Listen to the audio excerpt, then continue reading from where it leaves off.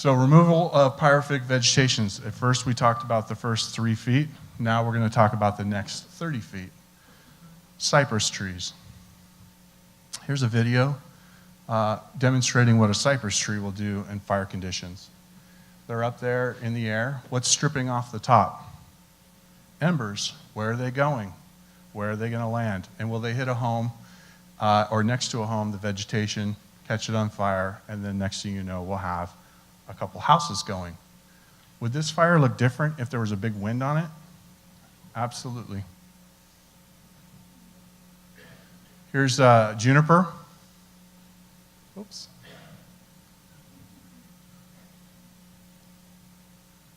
This is an excellent video that was given to me by a good friend. Here again, everybody focuses on the fire on the right. That's not what's going to take these homes down. It's the embers that are landing in the juniper bushes here. Now see that juniper bush on the corner? And I'll point it out to you here. Watch this juniper bush right here. The roof line is about 13 feet. The fire is up at the roof line. Now the wind's going to push it, it's going to lay it over, and it's going to provide direct flame contact. Juniper is not our friends. It's been living in our community for years, and in fact, I know there was a drought in the 70s, and people planted drought-resistant juniper. We need to look at removing the juniper from our community. Just look at that fire. That's a 5x5 juniper bush. Do you think there's a problem? Bamboo. Green bamboo, we love it. It screens our homes, so we don't have to see our neighbors. I get it. But this is what it does under fire conditions, and what's stripping off the top of it? Embers. That's because what bamboo does is it dehusks and lays its husks at the bottom. Embers can come in and land in those husks, and off it goes. Even green, this is what bamboo can do. Is there a problem? Acacia. What was the stat on acacia? 75 gallons of flammable oil is collected in the seed pods of acacia in one acacia. There is 75 gallons of highly flammable oil that's there. So with that, I'm going to invite Todd back up to talk about Fire Safe Marin, because it's important that if we ask you to take fuels out, we have to give you options for putting fuels back in. Not fuels. That was wrong, said wrong. Yeah, the opposite of that. Fire Safe Marin was formed just in the weeks or months after the Oakland Hills fire in 1991, an organization that still meets monthly today. We were the first of our kind. We called ourselves a Fire Safe Council. We were the first in the country, and there are now Fire Safe Councils in every state in the union. One of the first things that this organization produced was a fire-resistant plant list. It coincides with a fire-prone plant list, or what we sometimes refer to as a pyrophytic plant list.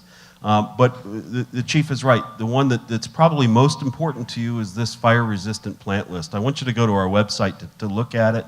We provide a listing of plants that have been vetted and curated. They grow in our Sunset Climate Zone. These are plants that are fire-resistant. For the most part, they're water-wise. They do not require a tremendous amount of irrigation. They'll grow healthy in most places in Marin.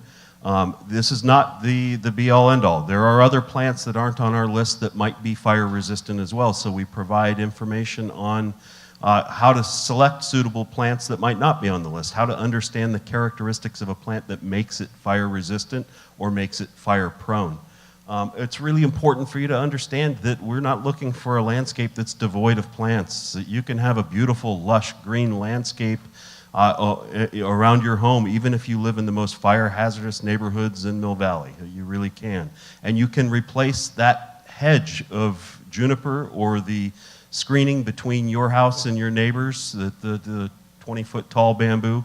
There are suitable replacements for that that will be beautiful, that will maintain the value of your home, that will maintain the privacy that you're looking for. We provide lists of plants that will do that. Bamboo screens are one of the biggest questions we get. Phone calls come to us every day from people who say, the fire department's asking me to remove my bamboo hedge, what can I put it in its place? And we start off, privet, pittosporum, English laurel, the classic green hedges. They build whole national borders in Europe with English laurel hedges. They're absolutely fire resistant. When that plant is maintained, it requires minimal maintenance, minimal water when it's established, provides a beautiful screen or hedge. And there are many others like it. So please come to Fire Safe Marin, look at our plant list. Every fire agency and jurisdiction in Marin has adopted this list, both the fire prone and fire resistant, as part of their ordinances. So you're going to see a lot of references to it, and the list is essentially the official list in Marin. Really appreciate the faith in us that all of the agencies have given us. This is what our webpage looks like. You can search for trees, shrubs, grasses, herbs, covers, vines, and hedges. So back to Mike St.